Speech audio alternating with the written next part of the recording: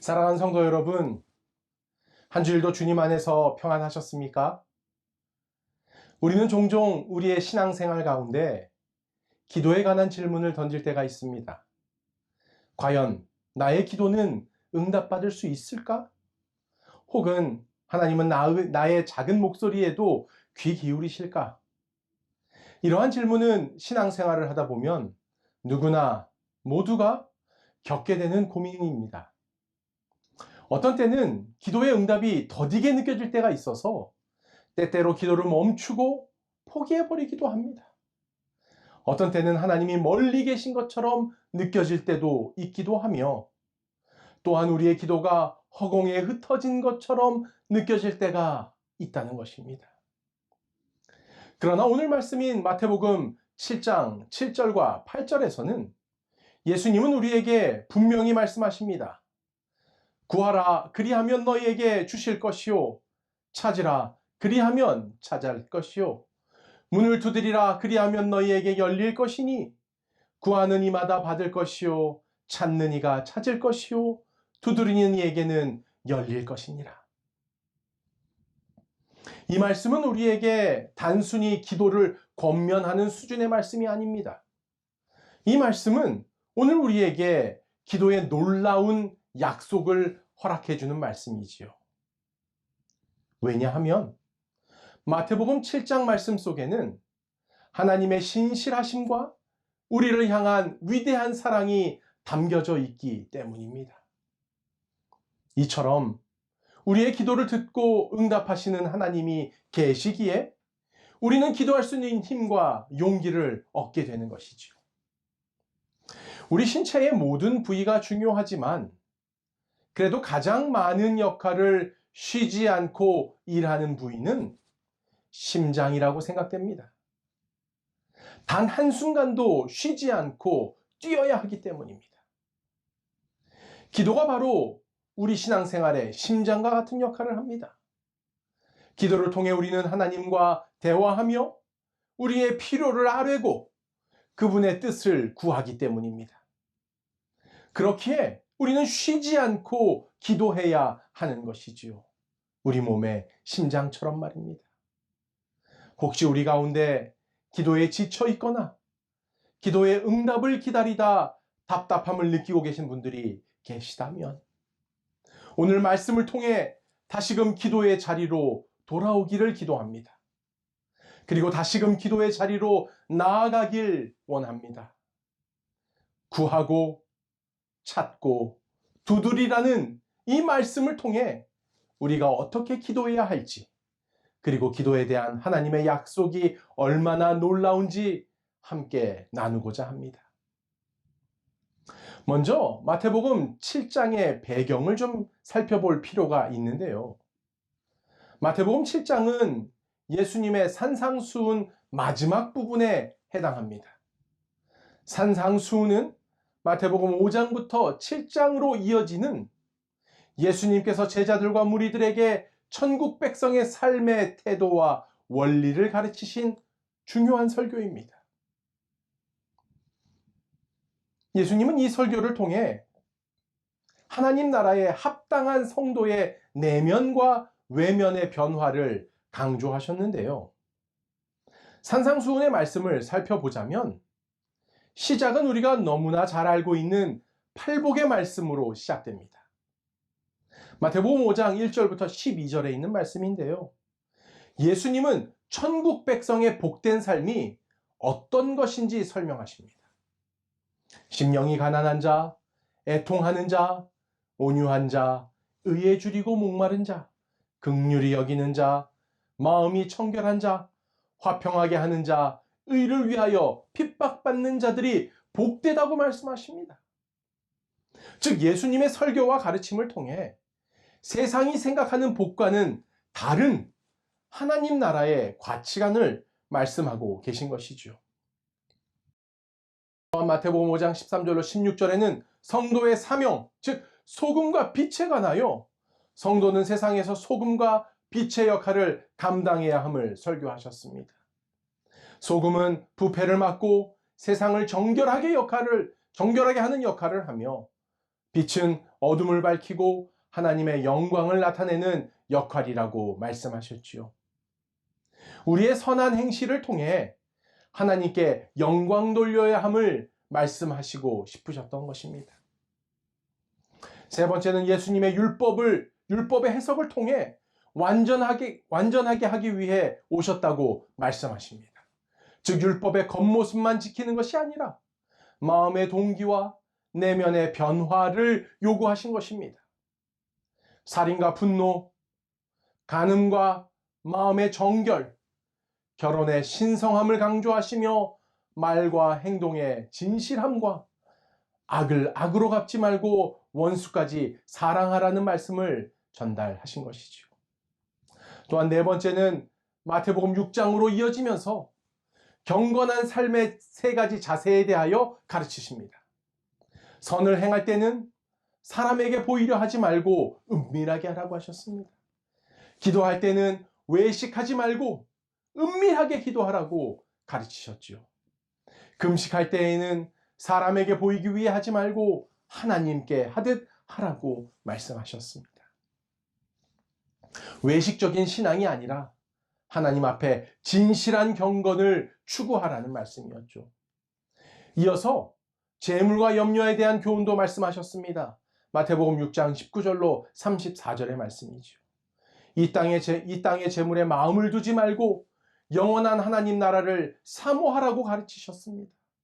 그리고 염려 대신에 우리의 필요를 아시는 하나님을 신뢰하고 먼저 그 나라와 의를 구하라 말씀하셨지요. 그리고 오늘 본문 말씀 바로 전에 있었던 마태복음 7장 1절로 6절의 말씀은 비판하지 말라 말씀하시며 남을 비판하기 전에 자기 자신을 스스로 돌아보라고 가르치셨습니다. 우린 모두 연약하고 약점투성이기 때문에 다른 사람의 잘못만 바라보고 판단하기 전에 자신의 죄와 연약함을 인정하고 바라볼 수 있어야 함을 강조하여 말씀하신 것입니다. 물론 기도에 대한 확신의 말씀도 설교하셨지요. 언제나 좋은 것으로 응답하시는 사랑의 아버지에 관한 말씀이 바로 오늘의 말씀입니다. 또한 마태복음 7장 12절은 황금률의 법칙입니다. 남에게 대접을 받고자 하는 대로 너희도 남을 대접하라는 것입니다. 사랑의 실천과 배려하는 삶은 하나님 사랑의 가치를 이 땅에 나타내는 가장 확실한 방법이기 때문입니다. 사랑을 단순한 감정이 아닌 적극적인 행동으로 옮기는 원리로 말씀하고 있는 것이죠. 내가 받기를 원하는 대로 상대를 대해야 하며 자신처럼 이웃을 사랑해야 한다는 말씀의 설교를 하신 것입니다. 또한 아홉 번째는 천국으로 가는 좁은 길과 나무의 열매에 관하여 마태복음 7장 13절로 23절에 말씀하시며 끝으로 마태복음 7장 24절로 27절을 통하여 반석 위에 세운 집을 말씀하시며 하나님의 말씀을 듣고 행하는 자는 반석 위에 집을 지은 지혜로운 사람과 같고 듣고 행하지 않는 자는 모래 위에 집을 지은 어리석은 사람과 같다고 비유로 말씀해 주셨습니다. 이처럼 산상수훈은 단순한 윤리나 도덕이 아니라 하늘 백성의 가치관과 삶의 태도를 분명하게 제시하고 있습니다. 이 말씀들 가운데 마태복음 7장 7절과 8절은 기도의 약속과 그 성취에 대한 말씀입니다. 구하라, 찾으라, 문을 두드리라. 이와 같은 적극적인 기도의 태도와 자세를 강조한 말씀이지요. 자세와 태도가 내 몸에 익숙해지려면 얼마나 연습하고 노력해야 할까요? 또 그렇게 자리 잡은 자세와 태도는 얼마 동안, 오랫동안 유지될 수 있을까요? 지금은 많이 달라졌다고 하지만 지금으로부터 25년 전에 군대는 이러했습니다. 잠을 잘 때 좁은 침상에 약 20명의 병사가 누워서 자야 했습니다. 그래서 특별히 이등병 때는 옆에서 잠을 자는 병사들이 전부 고참들이었어요. 상병 이상 혹은 병장들이 맨 막내인 이등병 옆에서 잠을 잤습니다. 고참들과 잠을 자는 것도 불편하였지만 사실 더 불편한 사실이 있었습니다. 그것은 바로 잠을 자다가 내 팔과 혹은 다리가 가까이 붙어 있는 고참에게로 넘어가지 않도록 신경 쓰며 잠을 자야 한 것이 가장 어려움 중에 하나였습니다.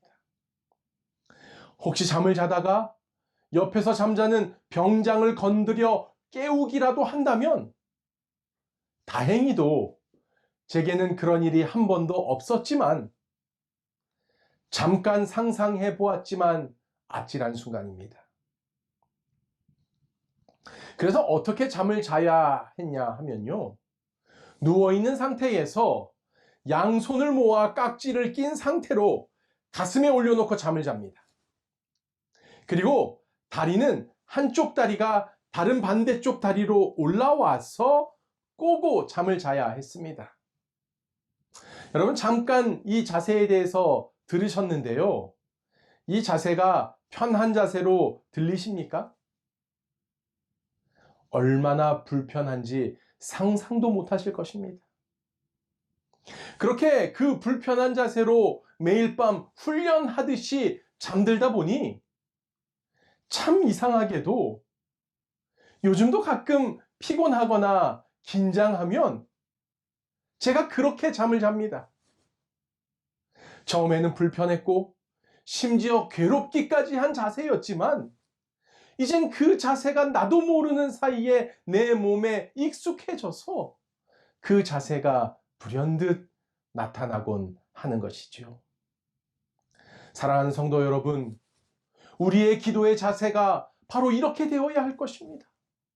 불편할 수도 있지만, 때로는 괴로울 수도 있지만, 그러나 익숙하고 편한 자세와 태도가 되도록 노력하며 그 자세가 내 것으로 될 수 있도록 최선을 다해야 한다는 것입니다. 자, 그러면 우리는 기도를 구할 때 누구에게 구해야 하겠습니까? 기도는 하나님께 구하는 가장 겸손한 간구입니다. 예수님께서는 우리에게 구하라라고 말씀하셨습니다. 여기서 구한다는 것은 단순히 요청하는 것을 넘어 간절히 찾고 바라는 마음의 뜻을 나타낸 것입니다. 기도는 자신의 연약함을 인정하고 하나님의 도우심을 구하는 겸손한 행위가 되어야 하는 것이죠. 칼뱅은 말하기를 하나님께서 기도를 반드시 들으신다는 사실에 대한 확신처럼 우리의 기도를 자긍시키고 격려시키는 것은 없다. 의심을 품고 하는 기도는 무력하고 냉정하고 태만한 죽은 의식에 불과하다. 즉 기도는 영감이나 열정이 스스로 자연스럽게 일어나야 하며 외부에서 강제로 부여할 수 없음을 말하고 있는 것입니다. 열왕기상 3장에서 솔로몬은 왕으로 세워졌을 때 꿈에 나타난 하나님께 지혜를 구하였습니다. 열왕기상 3장 9절입니다. 누가 주의 이 많은 백성을 재판할 수 있사오리까? 듣는 마음을 종에게 주사 주의 백성을 재판하여 선악을 분별하게 하옵소서. 솔로몬은 자신의 부족함을 깨닫고 하나님께 겸손히 구하였습니다. 그 결과 하나님은 그에게 지혜뿐만 아니라 부와 명예도 더해 주셨지요. 우리도 솔로몬처럼 하나님께 우리의 필요를 구할 때 하나님은 우리의 기도를 들으시고 가장 좋은 것으로 응답하실 줄 믿습니다. 여러분은 무엇을 구하고 계십니까? 혹시 하나님께 기도를 드리지 않고 스스로 해결하려 노력하고 계시지는 않으십니까? 하나님은 우리의 필요를 아십니다. 그러나 우리의 믿음의 고백 없이는 하나님께서도 하실 수 있는 일이 없다는 것이에요. 하나님께서는 겸손히 기도하는 우리의 모습을 통해 일하기를 원하십니다. 그런 우리의 모습을 통해 하나님은 반드시 응답해 주실 것이기 때문입니다. 두 번째는 적극적인 믿음의 행동으로 찾아야 합니다. 예수님은 구하라에 이어 찾으라고 말씀하십니다.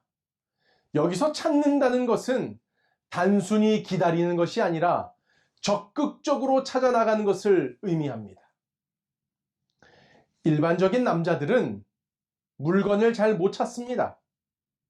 저도 아주 일반적인 남자 가운데 한 명일 것입니다. 그래서 항상 물건을 찾을 때면 아내를 먼저 찾거나 아니면 제 딸들을 부르게 됩니다.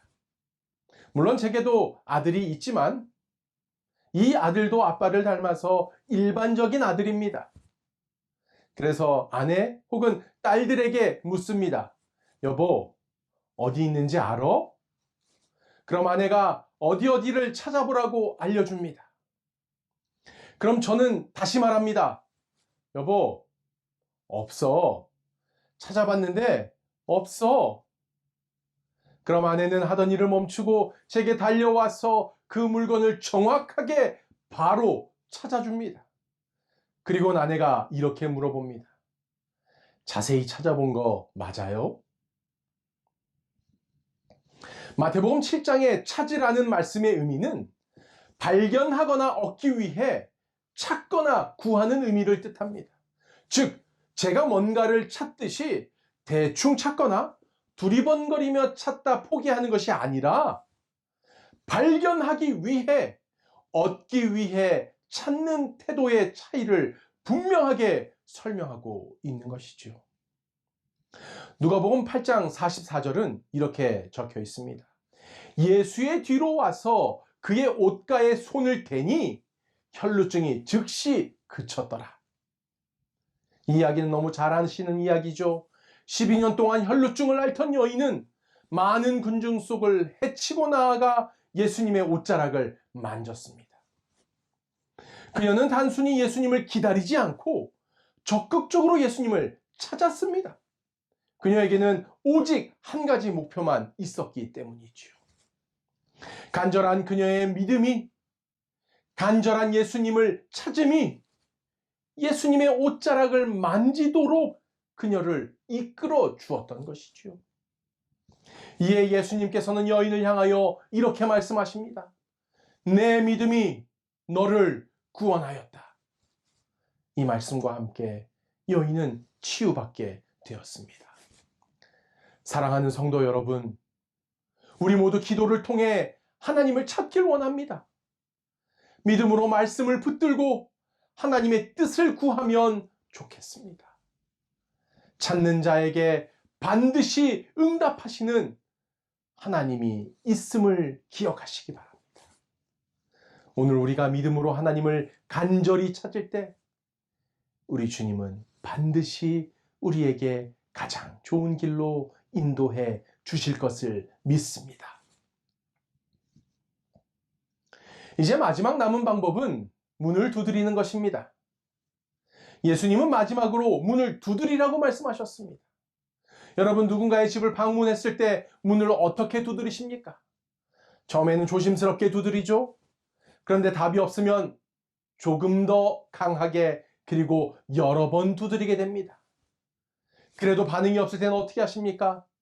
문을 쾅쾅 소리내어 두드리며 외쳐 부르게 됩니다. 집사님! 장로님! 안에 계십니까? 집에 계신가요? 누구누구 왔습니다. 라며 두드리며 외쳐 부르게 되어 있지요. 맞습니다. 오늘 마태복음의 말씀도 우리에게 같은 요청을 하고 있는 것입니다. 응답이 올 때까지 지속적으로 간청하는 마음과 태도로 두드리라 말하고 있는 것이죠. 또한 믿음으로 문을 두드린다는 것은 하나님께서 열어주실 것을 기대하는 자세도 말하고 있는 것입니다. 히브리서 11장 6절의 말씀입니다. 믿음이 없이는 하나님을 기쁘시게 하지 못하나니 하나님께 나아가는 자는 반드시 그가 계신 것과 또한 그가 자기를 찾는 자들에게 상 주시는 이심을 믿어야 할지니라. 히브리서 말씀은 믿음으로 하나님께 나아가야 함을 강조합니다. 문을 두드리는 것은 하나님께로 가까이 나아가는 행위를 뜻하기도 합니다. 요한복음 10장 9절의 말씀입니다. 내가 문이니 누구든지 나로 말미암아 들어가면 구원을 받고 또는 들어가며 나오며 꼴을 얻으리라. 이제 우리 하나님께서 응답하십니다. 두드리는 이에게 열릴 것이니라고 약속하십니다. 이는 하나님께서 우리의 기도를 듣고 반드시 응답하신다는 확신의 말씀인 것이죠. 성도 여러분, 저는 여러분과 함께 문을 두드리길 원합니다. 하나님의 초대를 함께 받기를 간절히 소원합니다. 그분의 임재 안으로 들어가서 우리 모두 함께 문을 두드리고 찾는 저와 여러분이 되기를 이 시간 간절히 기도합니다. 성경 데살로니가전서 5장 17절은 쉬지 말고 기도하라고 말하고 있습니다. 맞습니다. 기도는 특별한 순간에만 드리는 것이 아닙니다. 하고 싶을 때 하는 것이 아닙니다. 우리의 삶 순간순간에 수시로 하나님께 나아가며 삶의 중심에 기도가 있어야 하는 것이죠. 마태복음 6장 10절은 뜻이 하늘에서 이루어진 것 같이 땅에서도 이루어지리이다. 하나님의 뜻을 먼저 구하며 우리의 소원보다 하나님의 뜻이 먼저 이루어지기를 기도합시다. 히브리서 10장 36절은 너희에게 인내가 필요함은 너희가 하나님의 뜻을 행한 후에 약속하신 것을 받기 위함이라. 성도 여러분, 우리 함께 인내하며 기다립시다. 응답이 더디다고 느껴질 때에도 포기하지 않고 끈기 있게 두드리는 믿음을 장착하게 되기를 이 시간 간절히 기도합니다. 빌립보서 4장 6절은 이렇게 말씀합니다. 아무것도 염려하지 말고 다만 모든 일에 기도와 간구로 너희 구할 것을 감사함으로 하나님께 아뢰라. 하나님의 응답은 우리의 기대와 다를 수 있지만 감사함으로 결심하시기 바랍니다. 언제나 선하시고 완전하신 하나님께서 가장 아름다운 염려 없는 길로 우리를 인도하실 것을 믿습니다. 사랑하는 성도 여러분, 예수님은 오늘 우리에게 말씀하십니다. 구하라, 찾으라, 문을 두드리라.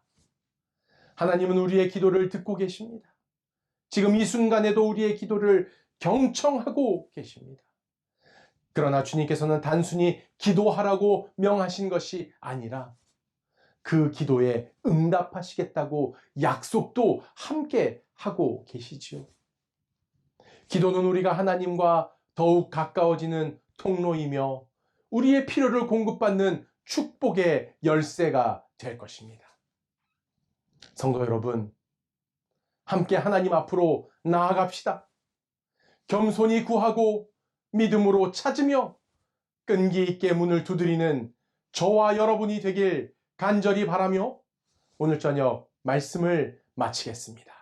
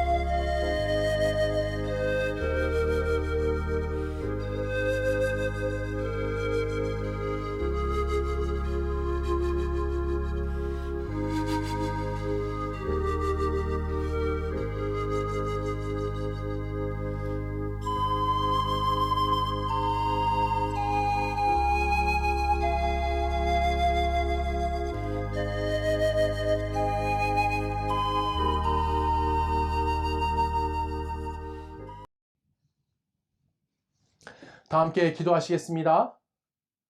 사랑과 은혜가 풍성하신 하나님 아버지, 우리의 기도를 들으시고 응답하시는 하나님께 감사 찬양 드립니다. 우리가 구하고 찾으며 문을 두드릴 때 하나님의 뜻이 우리의 삶 가운데 이루어지도록 축복하여 주시옵소서. 우리 모두가 믿음으로 기도하며 인내하게 하시고 그 가운데 하나님의 크신 은혜를 경험하게 하여 주시옵소서. 우리의 기도가 하나님의 영광을 드러내는 도구가 되길 원하오니 사용하여 주시옵기를 우리 주 예수 그리스도의 이름으로 간절히 기도하옵나이다. 아멘.